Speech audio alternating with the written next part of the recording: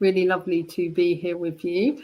And just while we sort out a few things, my good colleague Matt in the background is going to bring up Matt, who is 788, guest 788, or numbers. This is going to be a good conversation all about numbers. So whilst they're doing that, I just wanted to say hello, welcome to the Metacampus Hub.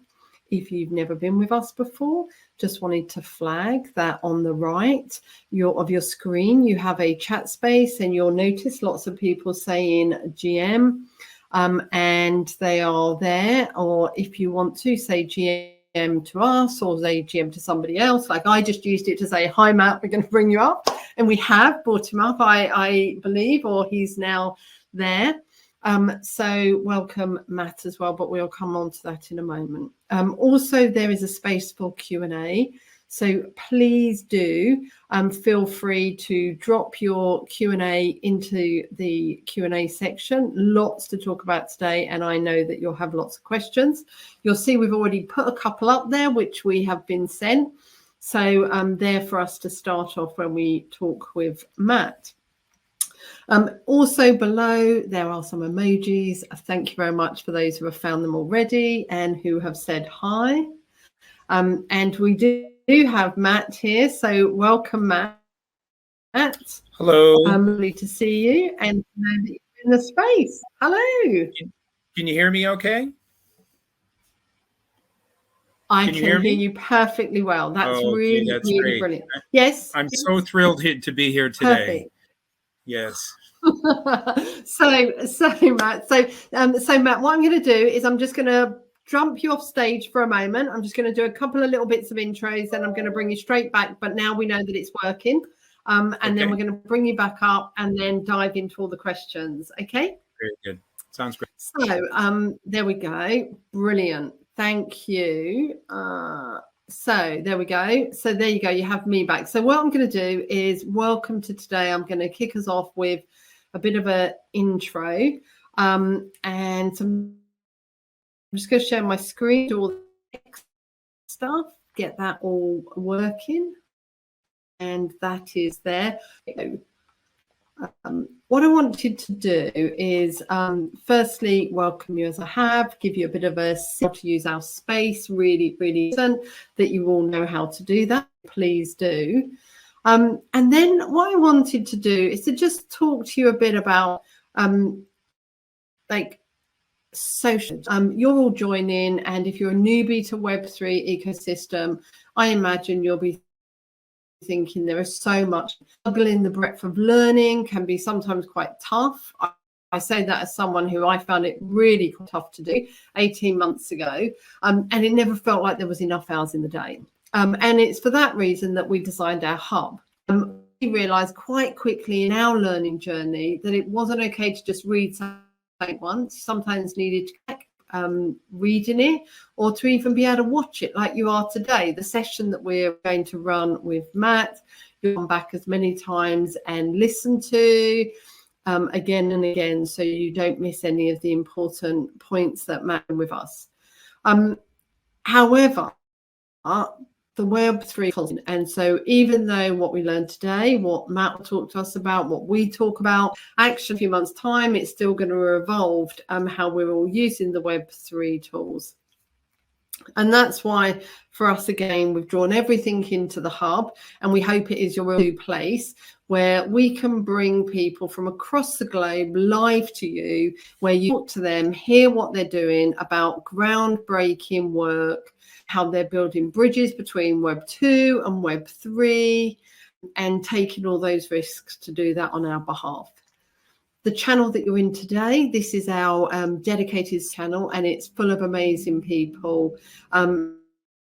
Last week, we did Melin from Cola Pay, a dedicated company to secure aid for everyone through their platform that connects you, trusted grassroots actors working to sustain and strengthen communities. So lots of stuff in this channel. Please constantly come back. Today, as you've already seen, I'm really lucky to be joined by Matt, the founder of Mekong Club. I've met him a few times, and every time I listen and talk with him, I learn something new. So I know he's going to help me learn more things today. But before Matt comes, I just wanted to share like 3 points with you.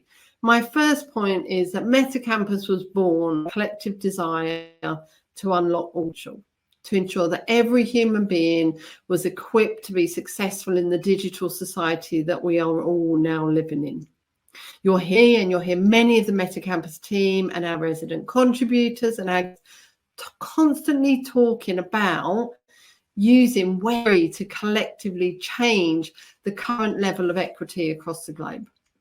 And that's for that reason we decided to dedicate this channel to give some specific attention to it, to help people think about social good and in the context of Web3. So every couple of weeks, I'll be here joined by a different guest who really a practical example of how they're using the tools in Web3 to really change what they're doing and to be successful in what they're doing. So like good Web3, this is my second point. I will just start with that famous GM used across the Web3 ecosystem. And I've said before, but I want to say it again, in case you haven't checked out the previous sessions yet. The Web3 community have adopted the term GM. And don't think about it purely as a term. These letters have enormous value. Value is that they really give a message to everybody that GM is about sharing out loud that you belong. It's about saying, I'm here connected. I want to physically be available to connect with others, to engage, to build, to share together, to seize, importantly, to notice people like me.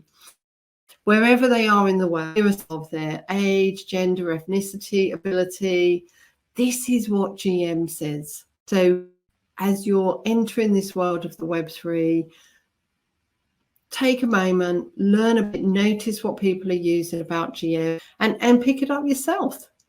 And so my third thought about potential.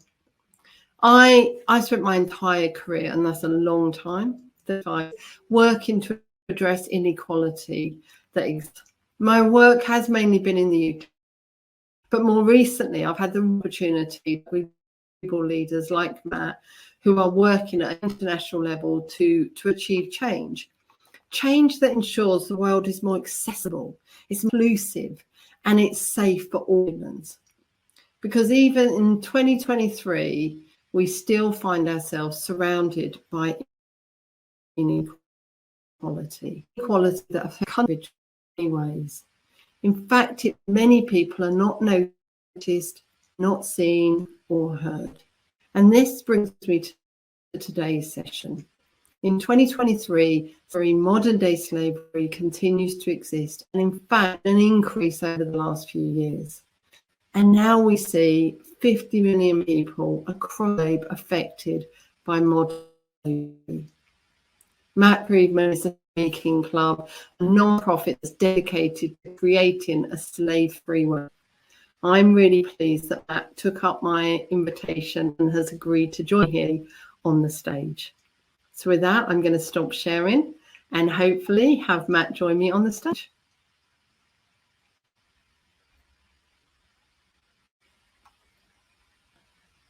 Hello, Matt. I think I have to get you to undo your camera, or do we have to do that for you?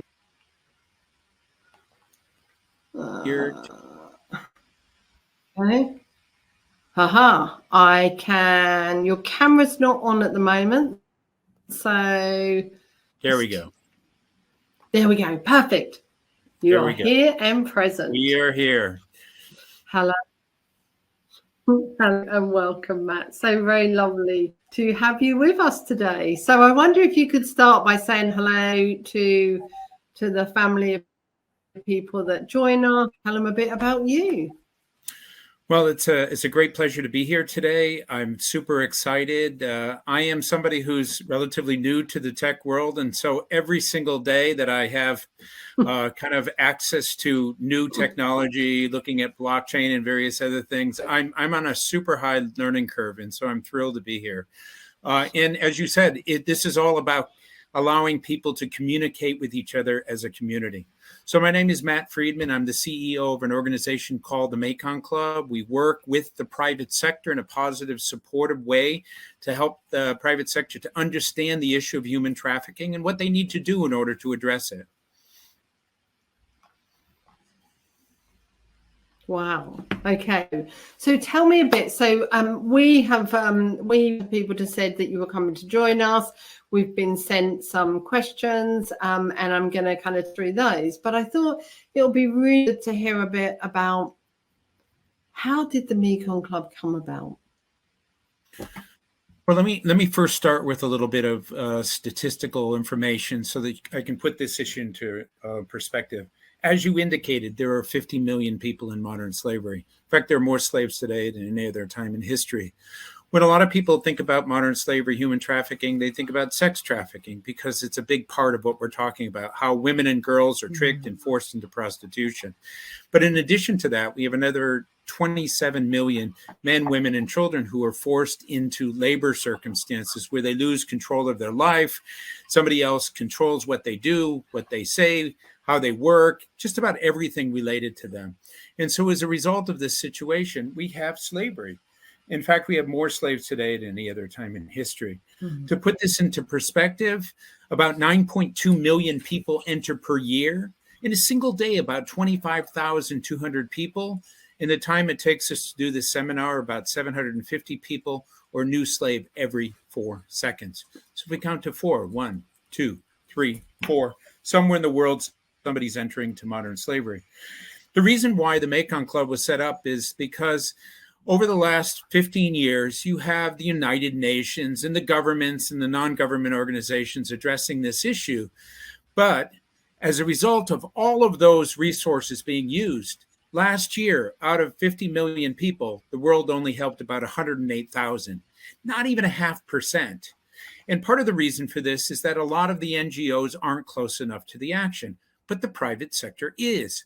The private sector makes things, so they have supply chains, and so there may be association of modern slavery to their businesses. Banks fund things, and a certain percentage of what they fund could support modern slavery. Hotels basically have the possibility of sex trafficking. So as a result of recognizing the nexus between human trafficking, modern slavery, and the private sector, we set up the Mekong Club. So the Mekong Club works with the private sector in a positive, supportive way. We give them the tools and the means and the understanding of what they need to know in order to address modern slavery so that they can fight it within their own system. So, for example, the banks are looking for transactions that are red flags, possible transactions that could be perceived as being associated with modern slavery. The manufacturers will look into their supply chain to make sure there's no sweatshops anywhere within the supply chain, so the running shoe that you get isn't tainted by modern slavery. The tech industry is getting more involved in helping to address this because the possibility of using tech for bad is there. So at the same time, there are all kinds of opportunities to use tech for good.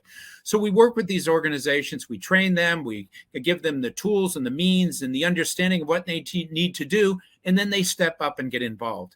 And we do this because we feel like the private sector has the potential to be another force of good to address the issue of modern slavery in a way that in some ways is even more effective than the traditional charity, NGOs, non-government organizations, and so forth.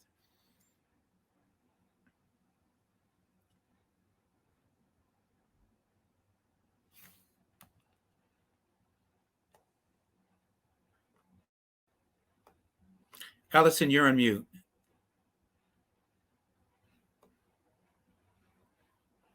I was there, Matt, as well. Can you now, Matt? I can hear you now. Yeah. All good? Oh, okay. So I think I just did want to come back to those figures a bit more because they're so staggering. Every 4 seconds, somebody comes into modern day slavery, as you said, like 1, 2, 3, 4. And I think it's just so important to give attention, because it's, how do people react to you when you tell them that? Do they think that that is the case? Do they challenge you about those numbers? What's the normal response when you talk about those numbers? I think surprise. People just haven't really heard about this. And when they hear that every 4 seconds somebody might enter into forced prostitution or a sweatshop or be put on a fishing boat or forced to do scams to scam people, they're just shocked that this exists. And they often ask the question, how come we don't hear about this? Why isn't this advertised on a regular basis? And it's a good question. You know, for the last 35 years, I've been working on this, and I ask that question all the time. How can there be more slaves today than any other time in history, and the world doesn't know about it? And the reason is that, to a certain extent, there are so many other things that are out there, other issues. You have wars, you have COVID, you have recessions and so forth. And this doesn't seem to make it to the top of the list. But if you ask me, as a person who's been working on this, if you were in a situation where you lost control of your life, you couldn't make any decisions, you were forced to work, you didn't get paid, you didn't have any time off, wouldn't you think that if 50 million people were in that situation, this would be something that we should all take very seriously? I think so. And it does remind me, I mean, in my small quarter of the world, if I can say that, when in my career, when I've worked very much around children and child protection, often you talk about modern day slavery, people do think about child prostitution, forced prostitution, and actually it feels to me that it's taken for the UK government in Europe to really understand the level in which we find ourselves, number of young people, young women and men who are forced into prostitution and like sexual criminalized, exploited criminally. Sometimes you talk about it and it still feels like people don't even think that it's that high. And it constantly shocks me about how people don't recognize it or don't see it or are surprised that it's there, because the numbers who are affected by modern day slavery is more than it has ever been. Yet we're not talking about it as much. Well, so this must be a hard thing. Yeah, I was going to say to you. All right, go. Sorry, Matt. I was just going to use as an example, in Atlanta, it's estimated that 200 under 14-year-old girls are trafficked per month into that city alone. Multiply that times cities all over the world, and you're just talking about a lot of children, because we're talking about children. Anyone under the age of 14 that's in prostitution shouldn't be there, and I would just define them as a child. And this happens in Asia, it happens in Africa, Europe, North America, it happens everywhere. And as you said, these are things that a lot of people just have no idea that this is happening. But if you just kind of go online and do a search on this, you'll see what the statistics are. They're very high, they're very disturbing, and they're all over.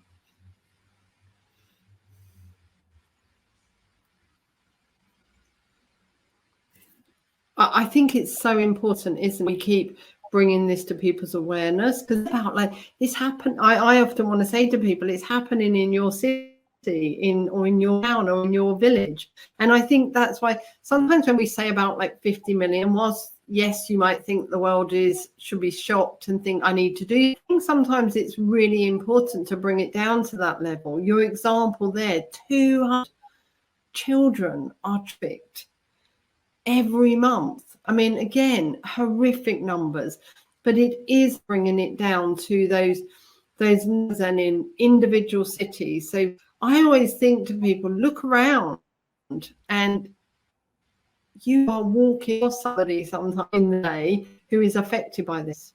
I often think that that's a really helpful invitation. But because of the world, Matt, and because the world doesn't see this all as much, your days must be filled with doing what you're doing now, sharing with people what is happening around the world. So tell me a bit about how do you spend your time as the founder? Okay, well, I mean, a typical day would be I would meet with one or two companies to talk to them about what is human trafficking, maybe offer training. Sometimes organizations, corporations find themselves in a situation where they have an audit that takes place at a particular facility. And as a result of that audit, they find vulnerability to modern slavery. So what we will do is sit down, identify what can be done in order to address it, and then we work with them to fix it. Despite what a lot of people feel, who say that the private sector is inherently evil and would use slavery for profits, it's not the case with branded organizations. They will do anything and everything they can to avoid exploitation existing within their organization and their supply chain, but they don't always know what's happening lower within the supply chain. So helping them to identify where the vulnerability is and then working with them to address it is basically what we do. So sometimes it would be with a hotel, sometimes with a bank, sometimes with a manufacturer. And what we're really trying to do is to just help them to understand that by you basically protecting your organization from naming and shaming and reputational risk, you're also helping to make the world a better place.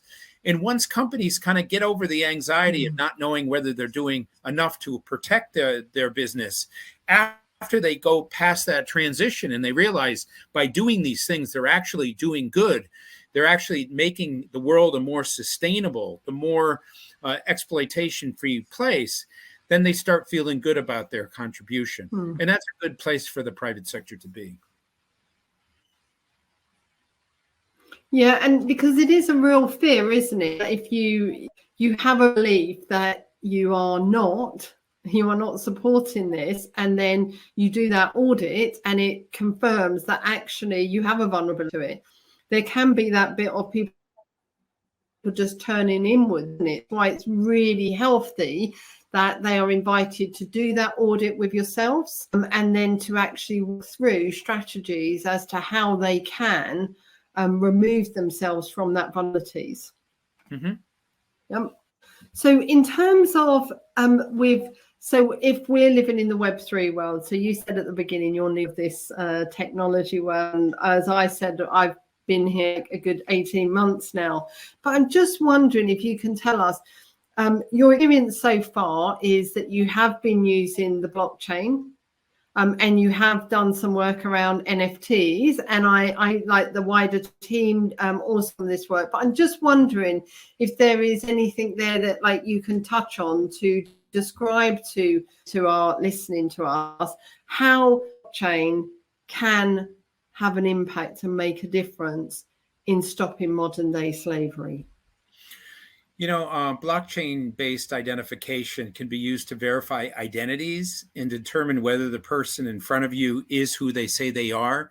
And the reason why that's important is that one of the biggest issues that happen are people present themselves as somebody other than themselves in order to recruit people into forced labor types circumstances. They'll put an ad in a social networking platform. They will basically advertise through Twitter and various other things. And they often offer something too good to be true. If you are able to use the blockchain in order to be able to ensure that the person you're talking to is really the person you're talking to, it has the possibility of really helping to protect an individual from being recruited by somebody who's trying to scam them. Another thing that we have worked with an organization called Diginex, which has developed a tool called eMin. Now, what eMin does is it basically blockchains, what an employer says they're going to do with an employee. So it's immutable. And then when that employee goes from one country to another and they get there, they have access to that information. The data belongs to them. They have control over the data, which is very much in line with Web3, having individuals having control of their data without it having to go off to other platforms and so forth. This is an extremely important way to ensure that if an auditor comes in and asks a worker, are you getting what you said you were going to get? And they have nothing to back up what they were supposed to get, going back to kind of the eMin tool to be able to pull that information up protects them.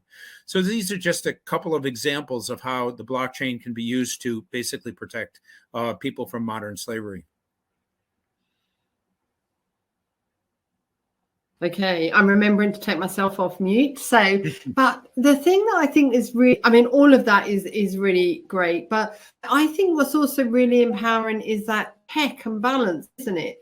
Somebody offers me something and I can verify who they are, who they're saying that they are. So I often talk about the blockchain by having our own identity held on the blockchain.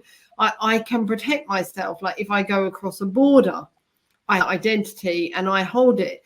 But actually, what you're showing to us is the value of it both ways. Firstly, if my identity is on the blockchain, that does offer me some protection, but also I'm going to somebody because they've offered me something. And it's easy to be attracted to something that is going to help you have a different life, or you think it's going to have a different life, or it's resolve other issues.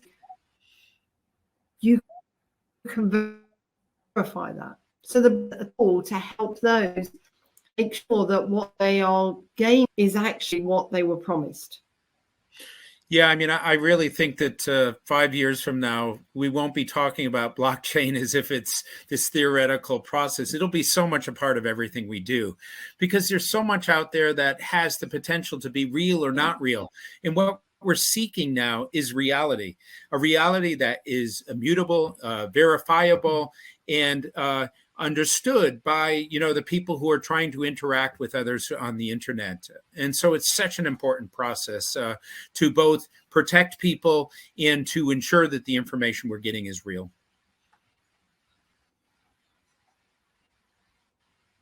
And I like what you said there about 5 years from now. And I say this a lot, that now we talk about Web3 and we talk about blockchain and we talk about identities, ENS identities. These are all words that, because we're introducing something new, that we have to use that word to help people understand. People often want something to hang an understanding on.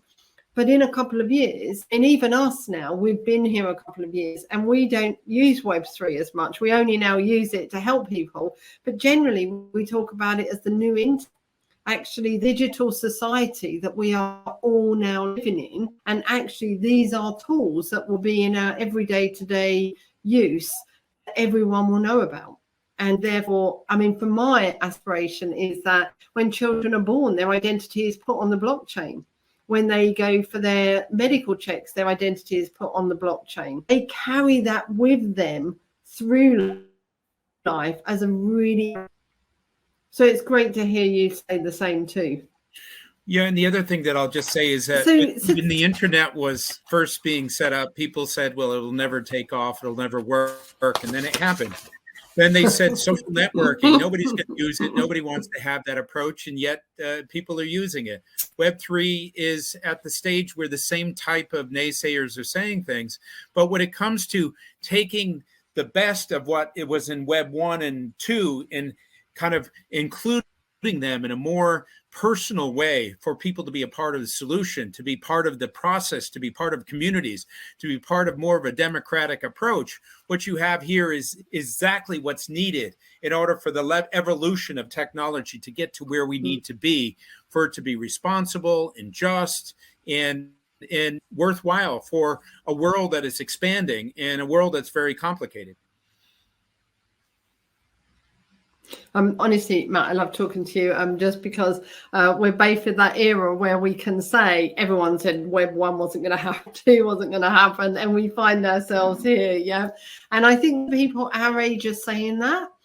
I also think it's helpful for others, because if you talk about, a lot of our team are young and they've only ever known the world of social media, and then they know the world of the Web3 world now. And actually, we need more and more people to know about the past so that they can understand how the tools about here today are an extension, can really change what we're doing.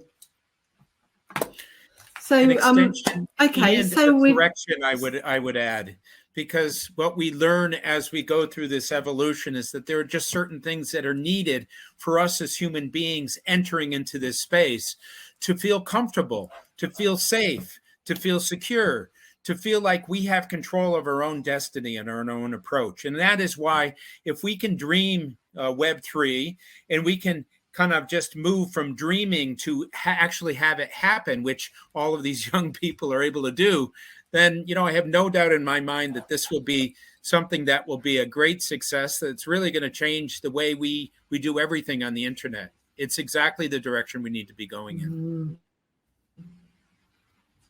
Yeah. I think it's so empowering and such an amazing tool. And I think it has us work on that whole removal of bias, whether conscious or unconscious. I think it enables us to do all of those when we deploy all of the tools of the Web3. So one of the I know one of our startups was how we met with you, that they wanted to. I think that one of them is in the room with us today, from Ion Chain. And so I was just going to ask if Ion is in the room and wanted to come up, and also just say a bit about why they need to partner with you as well. I mean, that would be really brilliant. But whilst we're seeing if they're here and if they want to flag, I wonder if I was to give you 3 wishes, Matt, 3 wishes you could have about how the world will be in 10 years' time, with regards to modern day slavery. I know that we'd all say it would be extinct, and you're working towards this 3. But maybe what for 3 wishes could I gift you that could help you on that track, or help all of us on that track? Wish 1 would be basically to find a way of getting in front of as many people as we can with a basic message of what is human trafficking, how does it work, and what needs to be done in order to address it. The second one would be to help the world to understand that this particular issue doesn't belong to 30,000 people like me. It belongs to everyone. If the world has 50 million people in modern slavery, we as a world have to accept some responsibility for the fact that if we don't act, it's not going to go away. And if we're helping less than 120,000 people when there's 50 million people, something has to change. So the second wish would be that people accept some responsibility and then decide to do something. Learn about this, share this, fundraise, donate, be a volunteer, be a responsible consumer. All of those things are things that can be done to address the issue. The third one is to basically, use your own personal talents and skills. If you're a tech person and you do coding, if you're a person who works with blockchain, if you're working with, NFTs or whatever, figure out how your particular individual skill or talent can be applied to addressing issues like human trafficking. I'll give you an example. We developed an app called A Prize. And the way A Prize works is, and I don't have it on this phone, but I'll use it as a prop, that an auditor goes into a factory, doesn't know where the people come from because he can't communicate with them. And so he gets a phone that has flags on the front. The worker who he approaches presses the flag from where they come from, and with headphones on in that person's language, because of the map, where they come from, the flag. Then you ask questions like, are you exploited? Do you need help? Do you have freedom of movement, et cetera, et cetera? We had an issue. We had a problem. We had somebody sit down and develop a solution, and now it works in order to identify modern slavery victims. So applying what it is that you have as your talent and skill is a great way of really adding value to addressing the issue of modern slavery.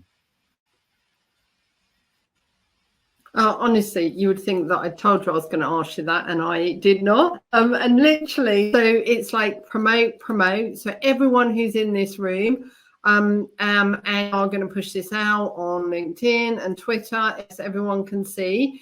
The request is invite Matt and his team to come talk. So, we get to give more and more attention to it. I think what I liked then is your wish that people take responsibility.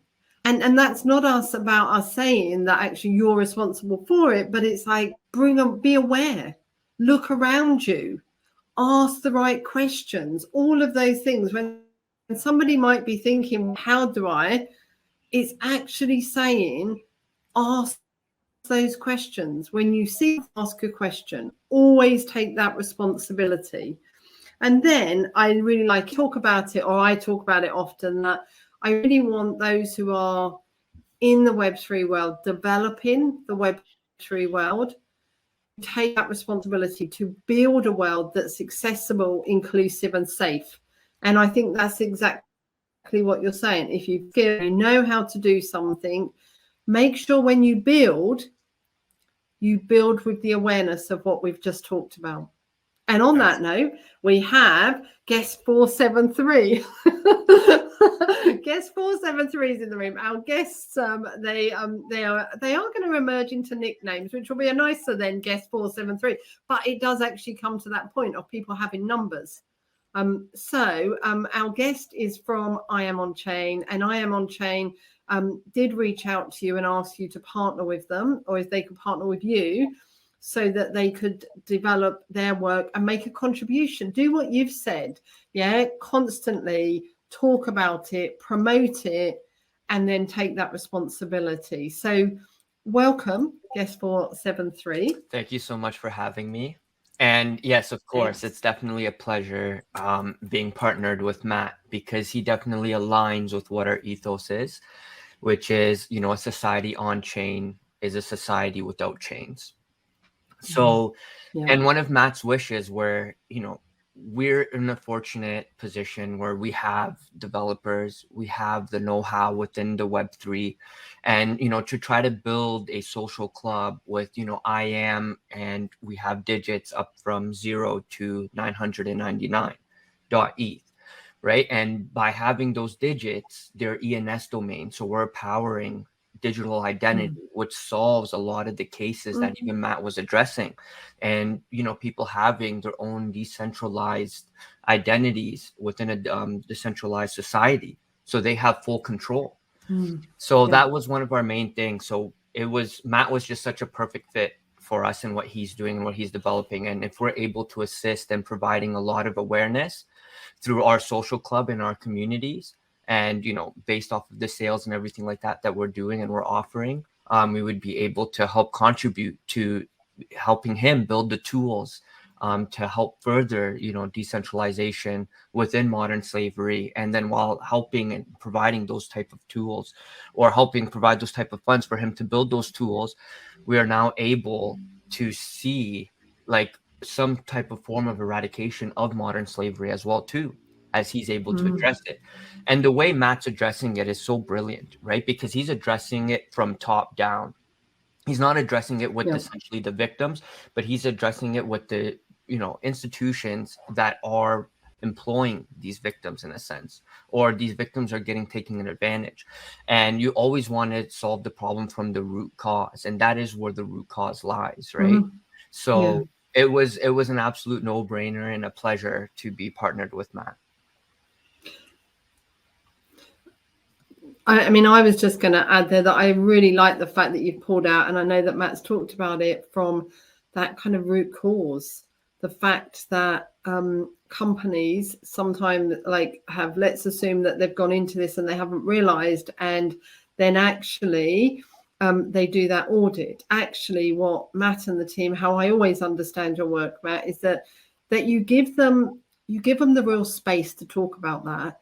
You give them that opportunity to talk about it openly and in a way that's non-judgmental, so that then they can actually work to find solutions. There's nothing worse than being judged and being kind of pinned into a corner that actually makes you not know how to come out, or you come out fighting. And what you do is remove that and allow companies to come out and develop strategies to ensure that they are free from modern day slavery.